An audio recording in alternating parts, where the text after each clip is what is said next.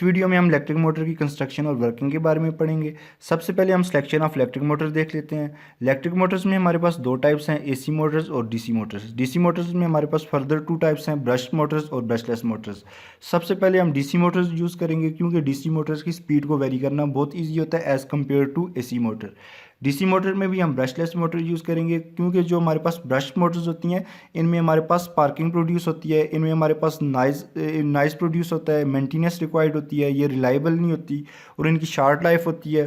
और इनमें जो हम कम्यूटेशन करते हैं वो हम मैकेनिकली करते हैं, जबकि हम ब्रशलेस मोटर में कम्यूटेशन जो करते हैं वो इलेक्ट्रिकली करते हैं, इलेक्ट्रॉनिकली। और इनमें जो ब्रशलेस मोटर है इनकी एफिशिएंसी हाई होती है as compare to brush motors.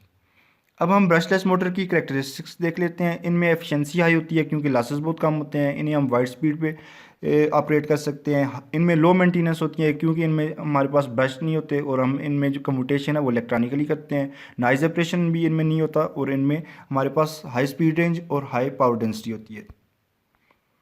अब हम कंस्ट्रक्शन ऑफ बीएलडीसी मोटर देखते हैं। ये हमारे पास रोटर है, रोटर में हमारे पास परमानेंट मैग्नेट्स होते हैं और ये हमारे पास स्टेटर की तीन वाइंडिंग है, एक वाइंडिंग ये है, दूसरी वाइंडिंग ये और ये तीसरी वाइंडिंग है। जब हम स्टेटर की वाइंडिंग को वोल्टेज सोर्स के साथ कनेक्ट करते हैं तो फिर हमारे पास इन वाइंडिंग में से करंट फ्लो होता है और जब करंट फ्लो होता है तो ये एक्ट करती हैं एज ए इलेक्ट्रोमैग्नेट। अब ये वाली वाइंडिंग और ये वाइंडिंग एक्ट कर रही हैं एज ए इलेक्ट्रोमैग्नेट और एक वाइंडिंग जो है हमारे पास डिसकनेक्ट होती है या नॉट कनेक्टेड होती है। एट अ टाइम हमारे पास दो ही वाइंडिंग्स कनेक्ट होती हैं। अब हमारे पास बीएलडीसी मोटर में 6 ऐसे केसेस होते हैं जब हमारे पास टार्क ज़ीरो होता है या हमारे पास रोटेशन प्रोड्यूस नहीं होती। इसमें हमारे पास स्टेटर की वाइंडिंग्स है ए, बी और सी। ये दो वाइंडिंग्स अभी कनेक्ट हैं और ये जो वाइट है ये नॉट कनेक्टेड है। ये हमारे पास जो है स्टेटर की मैग्नेटिक फील्ड है और ये हमारे पास रोटर की मैग्नेटिक फील्ड है। जब रोटर की मैग्नेटिक फील्ड स्टेटर की मैग्नेटिक फील्ड को कैच कर लेती है या रोटर की मैग्नेटिक फील्ड स्टेटर की मैग्नेटिक फील्ड के साथ परफेक्टली अलाइन हो जाती है तो टार्क ज़ीरो प्रोड्यूस होता है और रोटेशन नहीं होती। ये पहला केस है जो हमारे पास 30 डिग्री पे होता है और दूसरा केस है ये हमारे पास 6 केसेस हैं। अब ये जो बाकी केसेस हैं वो 60 डिग्री के एंगल में शिफ्ट होगा इनका। ये हमारे पास 90 डिग्री में रोटर और स्टेटर की मैग्नेटिक फील्ड आपस में परफेक्टली अलाइन है और हमारे पास टार्क ज़ीरो होगा और फिर 150, 210, 270 और 330। और इन ड्रॉबैक्स को ओवरकम करने के लिए हम 6 स्टेप का म्यूटेशन करते हैं जो कि हम नेक्स्ट स्लाइड में देखेंगे। अब हम देखते हैं कि जो हमारे पास बीएलडीसी मोटर है उनमें टार्क या रोटेशन कैसे प्रोड्यूस होती है। ये हमारे पास स्टेटर की स्टेटर की वाइंडिंग्स हैं और ये अभी दो वाइंडिंग्स कनेक्ट हैं, ए और बी कनेक्ट हैं और ये एक्ट कर रही हैं एज इलेक्ट्रोमैग्नेट। ये हमारे पास साउथ पोल है और ये हमारे पास नॉर्थ पोल है और ये हमारे पास रोटर का साउथ पोल है। यहाँ पे अगर सेम पोल है तो यहाँ पे रिपल्शन हो रही है और यहाँ पे हमारे पास जो अपोजिट पोल है तो यहाँ पे अट्रैक्शन हो रही है। इस तरह हमारे पास इलेक्ट्रोमैग्नेट और जो हमारे पास परमानेंट मैग्नेट है इनकी अट्रैक्शन और रिपल्शन की वजह से टार्क प्रोड्यूस होता है। अब हम देखते हैं बीएलडीसी मोटर की रोटेशन कैसे होती है। ये हमारे पास रेड जो है हमारे पास नॉर्थ पोल है, ब्लू हमारे पास साउथ पोल है और ये जो हमारे पास वाइट है ये वाइंडिंग उस टाइम नॉट कनेक्ट होगी क्योंकि हमारे पास एट अ टाइम दो ही वाइंडिंग्स कनेक्ट होती है और तीसरी वाइंडिंग जो हमारे पास होती है वो नॉट कनेक्टेड होती है। ये हमारे पास जो है रोटर की मैग्नेटिक फील्ड है और ये हमारे पास स्टेटर की दो वाइंडिंग इस टाइम कनेक्ट हैं। ये हमारे पास जो है हमारे पास नॉर्थ पोल है और ये हमारे पास साउथ पोल है। यहाँ पे जो इन दोनों की वजह से दोनों नॉर्थ पोल की वजह से हमारे पास रिपल्शन होगी और यहाँ पे अट्रैक्शन होगी जिसकी वजह से रोटेशन होगी और ये रोटर की मैग्नेटिक फील्ड क्योंकि स्टेटर की मैग्नेटिक फील्ड को कैच करने की कोशिश करती है और रोटेशन के बाद ये यहाँ से यहाँ पे आ जाएगी।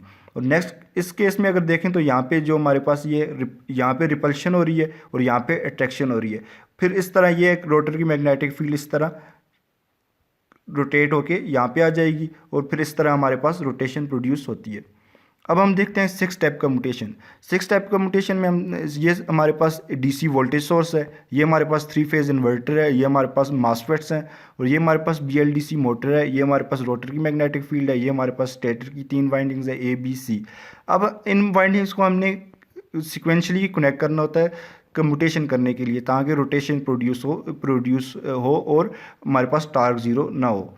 ये हमारे पास कम्यूटेशन लॉजिक है। ये हमारे पास एक सीक्वेंशियल टेबल है, इस सीक्वेंस पे हमने इन मॉसफेट्स को ऑन करना होता है ताकि हमारे पास कॉन्स्टेंटली टार्क प्रोड्यूस होता रहे। ये हमारे पास इसमें ये जो हमारे पास स्विचेस होते हैं ये इससे हायर पोर्शन कहते हैं ये वाला पोर्शन और ये वाला जो पोर्शन है इसे हम लोअर पोर्शन कहते हैं। ये हमारे पास AH, BH और CH है और ये हमारे पास AL, BL और CL है। अगर हम कम्यूटेशन लॉजिक में देखें तो जो हमारे पास पहला अगर देखें केस तो उसमें हमारे पास ए एच और सी एल ऑन है। ये हमारे पास ए एच और सी एल ऑन है। जब ए एच हमारे पास ऑन है तो हमारे पास ए वाइंडिंग के साथ कनेक्ट है, और जो हमारे पास सी एल ऑन है तो ये हमारे पास सी के साथ कनेक्ट है, और इसमें हमारे पास ये जो वाइंडिंग है ये नॉट कनेक्टेड है। इस तरह यहाँ पे आप देख सकते हैं कि हमारे पास दोनों सेम पोल हैं। ये हमारे पास साउथ पोल हैं और ये हमारे पास नॉर्थ और साउथ। यहाँ पे हमारे पास रिपल्शन हो रही है और यहाँ पे हमारे पास अट्रैक्शन हो रही है। इस तरह ये है कि हमारे पास जो रोटरी की मैग्नेटिक फील्ड है वो रोटेट होकर यहाँ पे आ जाएगी, और ये वाली वाइंडिंग, अब ये वाइंडिंग क्योंकि यहाँ पे रोटर की मैग्नेटिक फील्ड ने स्टेटर की मैग्नेटिक फील्ड को कैच कर लिया था, और ये वाइंडिंग फिर डिस्कनेक्ट हो जाएगी। ये वाइंडिंग अभी डिस्कनेक्ट है और ये वाइंडिंग अब कनेक्ट हो गई है। अब इसमें अगर देखें यहाँ पे हमारे पास रिपल्शन हो रही है। सेकंड केस में हमारे पास अब देख लेते हैं कि कौन कौन से मॉसफेट्स ऑन है। बी एच और हमारे पास सी एल ऑन है। बी एच और हमारे पास ये सी एल ऑन है। इस वक्त हमारे पास जो है वाइंडिंग बी और वाइंडिंग सी कनेक्टेड है, वाइंडिंग ए इस टाइम नॉट कनेक्टेड है। और इसमें अगर देखें तो हमारे पास ये यहाँ पे हमारे पास जो है दोनों सेम पोल्स हैं, रिपल्शन हो रही है और यहाँ पे अट्रैक्शन हो रही है। इसी तरह ये आगे भी 6 केसेस में इसी तरह ही हमारे पास मॉसफेट्स को ऑन करेंगे और ये रोटर की हमारे पास इस तरह रोटेशन या टार्क प्रोड्यूस होगा। अब ये देख सकते हैं कि यहाँ से हमारे पास रोटेशन स्टार्ट हुई थी। ये हमारे पास रेड जो है हमारे पास नॉर्थ पोल है, और हम at the end last case में हम देख सकते हैं कि ये हमारे पास एक कंप्लीट रोटेशन हो गई है 360 डिग्री, और यहाँ पे फिर दोबारा ये हमारे पास रेड आ रहा है। इस तरह हम 6 टाइप का म्यूटेशन करते हैं और इस तरह हम टार्क कांस्टेंट टार्क प्रोड्यूस कर सकते हैं। ये हमारे पास ब्लॉक डायग्राम है जो हमने अभी पहले पढ़ा था, उसी हमने एक उसकी डायग्राम बना ली है।